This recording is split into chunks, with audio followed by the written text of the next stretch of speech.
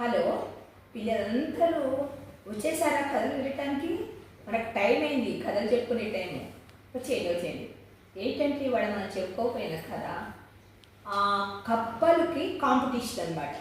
కప్పలు ఫ్రాక్స్ ఉంటాయి కదా, వాటికి కాంపిటీషన్. ఏంటి ఆ కాంపిటీషన్ అంటే, అక్కడ కూర్చున్నటువంటి ఒక జనాలందరూ కూడా ఏం చేశారంటే, అక్కడ ఉన్నటువంటి కలిసిమెలిసి ఉండేటువంటి కప్పలన్నిటికీ కూడా ఒక పోటీ పెట్టారు.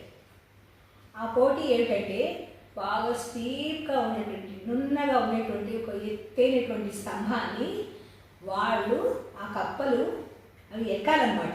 ఎట్లా ఎక్కాలి? జారి పడకుండా ఎక్కాలి. ఎక్కి లాస్ట్ ఎడ్జ్కి శిఖరానికి చేరుకొని వాళ్ళు సక్సెస్ అవ్వాలన్నమాట. ఆ సక్సెస్ అయిన వాళ్ళు చాలా తెలియగల వాళ్ళ కింద తెక్కన్నట్టు. ఇదే కాంపిటీషన్. ఈ కాంపిటీషన్లో ఎవరు గెలుస్తారో చూద్దాం. మనం కూడా చూద్దాం ఎట్లా జరుగుతుందో, ఏం చేస్తుందో. ఆ స్టీప్గా ఉన్నటువంటి స్తంభాన్ని ఎవరైనా ఎక్కగలుగుతారా? చాలా కష్టమే కదా.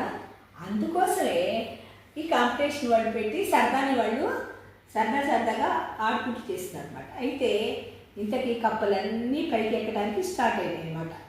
మొదట్లో నుంచి కప్పలన్నీ కూడా పైకి ఎక్కుతూ జారుతూ అట్లా చాలా అవస్థపడుతున్నాయి. ఎట్లా మరి వాళ్ళకి ఎట్లా జారిపోతుండే, ఈ కింద కాంపిటీషన్ పెట్టిన వాళ్ళందరూ కూడా వాళ్ళని చూసి పక్కగా నవ్వుతున్నారు. ఎందుకు ఇట్లా పడిపోతున్నారు, వీళ్ళు సరి ఎక్కలేకపోతున్నారు, ఇదేంటి ఇట్లా చేస్తున్నారు అని చెప్పేసి నవ్వుతున్నారు. నవ్వుతుంటే అప్పుడు ఈ లోపల ఒక కప్ప దబదబా పైకి చేరుకుంది.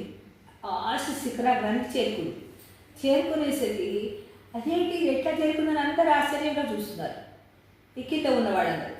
అప్పుడు ఏంటంటే అక్కడ విషయం ఏం జరిగింది అంటే, ఆ కప్ప ఏమి ఎవ్వరన్న మాటలు కూడా పట్టించుకోకుండా దబదబా పైకి ఎక్కిపోయింది అనమాట. పైకి ఎక్కిపోయి అది సక్సెస్గా తిరిగి వచ్చింది.